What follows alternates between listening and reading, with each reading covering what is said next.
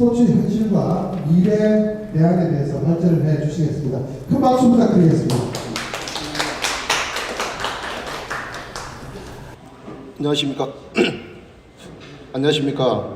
엘리트 스포츠의 현실과 미래 대안이라는 주제로 발표하게 된 현 역도 국가대표 지도자를 맡고 있는 김동현이라고 합니다.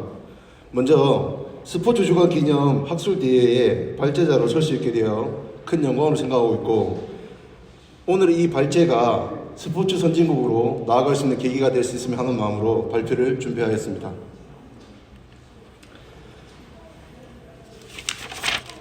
먼저 현재 엘리트 스포츠에 대한 현실적인 부분을 짚어보고, 미래엔 엘리트 스포츠가 어떠한 변화를 가져와야 할지에 대해 발표하겠습니다.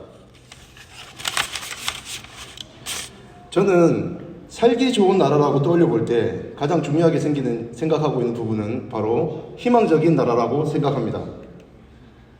하지만 나의 노력으로 인해서 현재 처해 있는 상황을, 현재 삶의 질을 변화시킬 수 있고, 그것에 인해서 나의 지위를 바꿀 수 있는 사회, 그것이 제가 생각하는 희망적인 나라라고 생각합니다.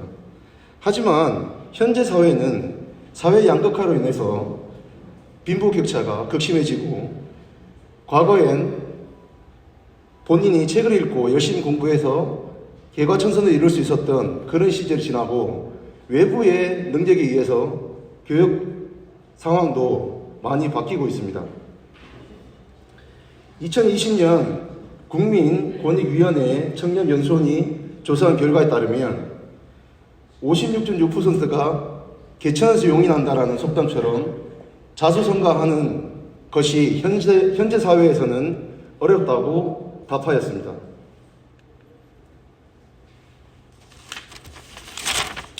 현재 엘리트 스포츠가 가지고 있는 가장 큰 장점은 앞서 말했던 것처럼 개천에서 용이 난다라는 속담처럼 본인이 하겠다는 의지만 가지고 있으면 부모님의 재력이 아닌 오로지 내 자신의 노력으로 내가 가지고 있는 삶의 질을 변화시킬 수 있는 분야라고 생각합니다. 그리고 그 스스로 할 수 있게끔 모든 환경이 형성되어 있고 정정당당한 기회를 가져볼 수 있는 분야가 바로 엘리트 스포츠의 최고의 장점입니다. 위에 금메달을 목에 걸고 환하게 웃고 있는 선수가 최초 금메달리스트인 양학선 선수입니다. 이 선수는 런던 올림픽에 금메달을 획득하기 전까지만 해도 부모님과 일반 주택이 아닌 비닐하우스에서 거주했던 선수였습니다. 하지만 이 선수는 스스로 자신의 힘으로 자신의 길을 개척하고 그 결과로 자신의 삶을 바꾼 대표적인 선수라고 할 수 있습니다. 이러한 사례는 해외에서도 많이 나타나고 있는데요. 그중 하나가 브라질 국가대표팀을 맡고 있는 네이마르 선수 역시 빈민가 출신입니다. 또한 엘리트 스포츠는 많은 경제적 가치도 가지고 있습니다. 김연아 선수가 획득한 2016년 밴쿠버 올림픽 금메달의 경제 가치로는 약 5조 원이라고 기사로 보도된 바 있습니다.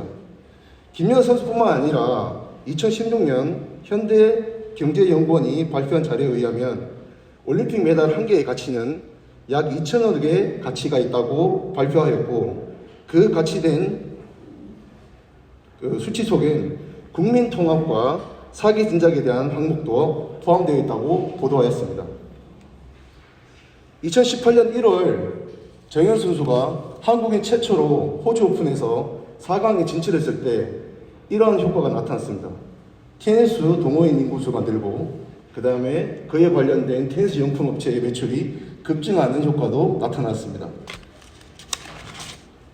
이렇듯 엘리트 스포츠는 국위 성장만을 외치는 단체가 아니고 올바른 생활 스포츠 정책과 국민 통합 및 한국 경제 기여도에도 긍정적인 영향을 미치고 있다고 생각하고 있습니다.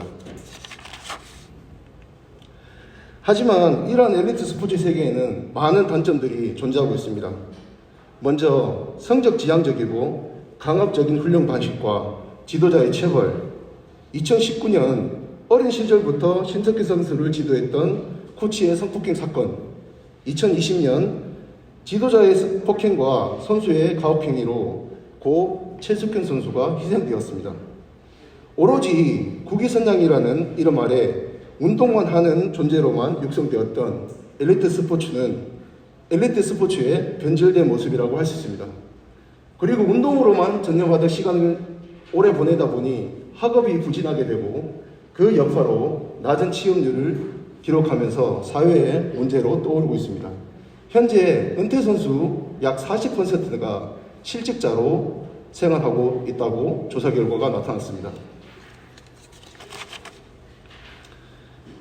이러한 문제들로 안타까운 현실은 사건들을 개인적 일탈로 보지 않고 관련된 모든 종사자들의 같은 시선으로만 바라보는 인식이 생긴 것 같아 현장에서 근무하고 있는 종사자들이 많은 어려움을 겪고 있습니다.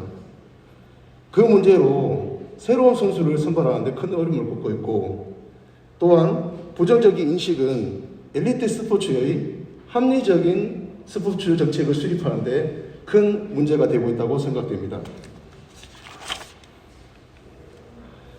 다음은 현장에서 느끼는 엘리트 스포츠의 발전을 위한 미래 대안에 대해서 말씀드리겠습니다. 앞서 말했던 많은 사건들의 가해자는 대부분이 지도자들에서 발생된 사건들이었습니다. 하지만 이상하게 할 만큼 그런 사건이 있었음에도 불구하고 학생들에 대한 많이 쏟아져 나왔으나 지도자 교육에 대한 개선의 방안에 대해서는 전혀 수면에 떠오르지 않고 있습니다. 이러한 사건이 미연에 방지하기 위해서는 지도자 교육 개선 및 확대가 시급하게 이루어져야 한다고 생각합니다. 현재 많은 각 지방단체와 대한체육회에서 주관하는 교육은 지도자들이 듣고 있습니다. 하지만 그런 교육에 여러 가지 문제점이 있습니다. 첫 번째로는 전문 스포츠 지도자를 양성하는 교육에서 이론 중심의 교육이 대부분입니다. 하지만 현장의 중심이 교육이 되어야지만 많은 지도자들이 현장에서 긍정적인 티칭과 과학적인 티칭을 선수들에게 전달할 수 있습니다. 그리고 모든 종목을 하나에 통틀어서 집합적인 교육을 하고 있기 때문에 종목에 대한 전문적인 지식 전달이 부족하다고 생각합니다. 그 다음에 한국 지도 운동부는 대부분이 원맨팀, 하나의 지도자가 모든 것을 총괄하는 시스템을 가지고 있습니다. 거기에 선수 기술 훈련, 심리, 재활, 그 다음에 선수의 개인 사정까지 모든 것을 관장하는 시스템이다 보니까 지도자가 받는 스트레스는 어마어마합니다. 하지만 한국의 스포츠 지도자 교육에는 지도자 정서를 관리해 줄 수 있는 교육이 전혀 존재하지 않습니다.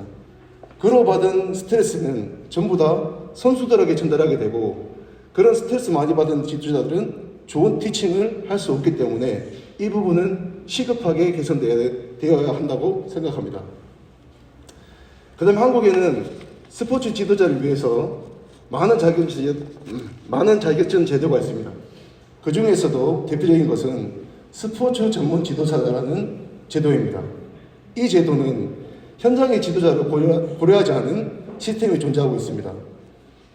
이 1급 과정은 약 연수 시간이 250시간으로 5개월에서 6개월 정도 걸리는 연수 기간을 가지고 있습니다. 하지만 6월달부터 12월달까지 지정된 이 기간 내에 많은 현장 지도자들은 시합에 참석하게 됩니다.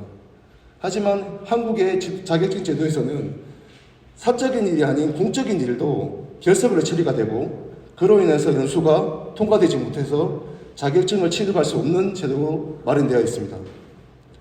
우수 사례, 해외 사례를 보면 독일 같은 경우도 전문 지도자 자격증이 있는데 2년 과정으로 되어 있습니다.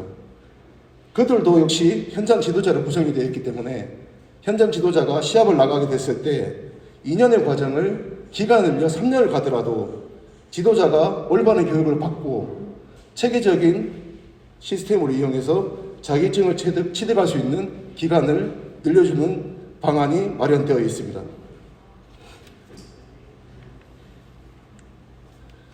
지나치게 이론 중심이 된 교육을 빨리 현장 중심으로 바꿔야 되는 것이 지금 지도자가 교육이 개선이 되어야 한다고 생각하고 있습니다.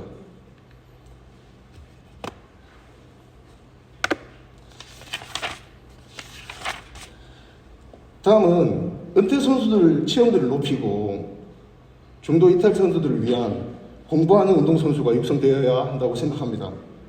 저 역시 제가 지도했던 선수가 은퇴 후에 기업가가 되고 변호사, 의사가 되기를 간절히 기원합니다. 하지만 현실의 벽은 너무나 그 선수들을 힘들게 하고 있습니다. 그 첫 번째로 차이를 전혀 고려하지 않는 수업 방식입니다. 많은 스포츠 정책이 나오고 있지만 대부분의 스포츠 정책은 학생 운동선수를 일반 수업의 참여율만 높이고 있습니다. 그렇게 되기 때문에 많은 학생들은 거기에 대한 갭 차이를 좁혀지지 않는 수업 방식에서 많이 힘들어하고 있습니다. 그리고 그런 여파로 인해서 운동에도 전념하지 못하게 되는 상황이 발생하다 보니까 오히려 이러한 스포츠 정책은 학생 선수를 학교로 떠나게 만드는 원인으로 나타나고 있습니다. 두 번째로는 학생 운동선수의 평가 기준이 오로지 경기력에만 의존하고 있다는 것입니다. 관련 종목의 대학 입학 기준을 보면 학업 성적이 아닌 올림픽 경기력이 가장 큰 비중을 차지하고 있기 때문에 이러한 학생들을 공부와 운동을 병행할 수 있게 하려면 평가 기준 및 입시 제도가 개선되어야 이러한 문제점을 해결할 수 있다고 생각합니다.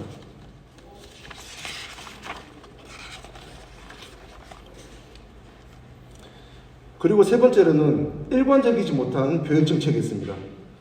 현재 고등학교, 중고등학교 교육은 교육청에 하나로 묶여져 있어서 대표팀이 입춘하게 되더라도 대표팀 인근의 고등학교로 위탁교육이 가능합니다. 그렇기 때문에 학업과 운동을 병행할 수 있는 시스템입니다.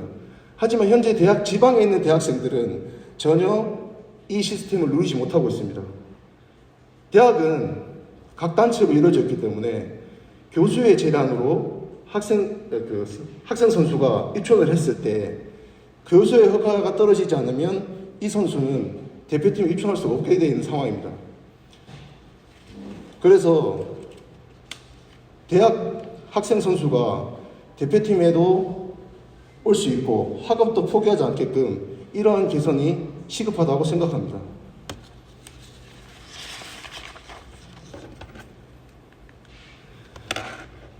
다른 나라에서도 학생 운동선수가 학업을 이어갈 수 있도록 많은 노력과 고민들을 하고 있습니다. 스포츠 선진국을 보면 다양한 대안들이 있지만 공통적으로 실시하는 대안들이 있습니다. 첫 번째, 수업과 운동을 적절하게 잘 할 수 있도록 하는 대안. 그리고 운동 학생과 일반 학생이 벌어지는 이 차이를 메울 수 있는 전담 교사를 배치해서 새로운 커리큘럼으로 학생 선수들을 지도하고 있습니다. 그리고 호주에서는 학생 선수가 대표팀에 참여하게 되면 전담 교사가 배치가 되고 이 선수가 국제대회를 갔을 때 전담 교사 역시 국제대회를 같이 출전하게 됩니다. 그리고 그 나라에 도착하게 되면 그 나라의 풍습, 예절, 여러 가지 주의사항에 대해서 교육하고 혹시 국제대회를 참가할 때와 학교 시합이 같이 겹치게 되게 된다면 비행기 안에서도 전담 교사의 감독하에 시험을 볼 수 있는 제도가 마련되어 있습니다.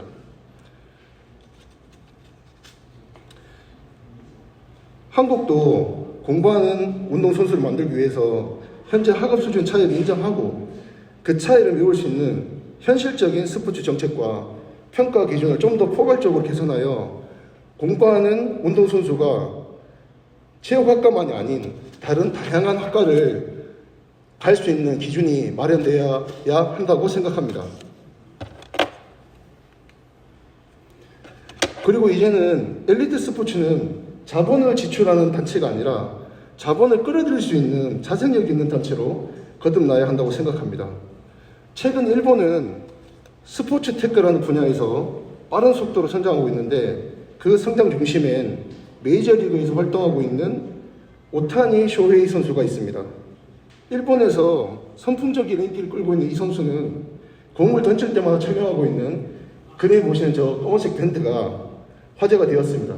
이 밴드는 팔꿈치에 걸리는 부하를 수치화해서 측정하고 팔꿈치 부상을 관리해주는 역할을 하는데 이 선수의 홍보로 인해서 메이저리그 30개의 구단 중 27개의 구단이 도입하여 사용하고 있으며 일본 프로야구에서도 도입하는 구단 및 선수가 늘고 있다고 합니다. 이러한 발전으로 발생한 수익 일부는 다시 일본 체육으로 흘러 들어오게 되고, 일본 체육은 정부에만 의존한 구조가 아니라 스스로의 자생력을 가진 단체로 발전해 나가고 있습니다. 이러한 부분은 한국에서 벤치마킹을 하여 한국만의 독자적인 브랜드가 탄생해야 된다고 생각합니다. 마지막으로 미국의 유명한 대학엔 체육학과가 거의 없는 걸로 알고 있습니다. 하지만 미국의 대학에는 운동부가 적게는 30개, 많게는 40개가 형성되어 있습니다. 반대로 한국은 유명한 대학부터 시작해서 웬만한 대학에서 체육학과가 다 있습니다. 하지만 현재 한국 엘리트 스포츠의 수는 급격하게 줄고 있는 상황입니다. 이러한 부분을 여기 계신 체육 관련 교수님들과 현장에 있는 지도자가 무엇이 문제인가에 대해서 한번 논의할 수 있는 시간을 가졌으면 좋겠습니다. 이상 발표를 마치겠습니다. 네, 고맙습니다. 또 지도자를 하고 계신 김도현 선생님, 엘리트 체육을 위한 제안을 네 가지를 해주셨습니다. 지도자의 강화를 위한 지도자 교육 때 전문 스포츠 지도자 현장의 제도 강화, 엘리트 선수, 국가대표 선수에 맞는 교육 방안 제시, 그리고 엘리트 체육의 자생력 강화까지 네 가지 제안을 해주셨습니다. 다시 한번 큰 박수 부탁드리겠습니다.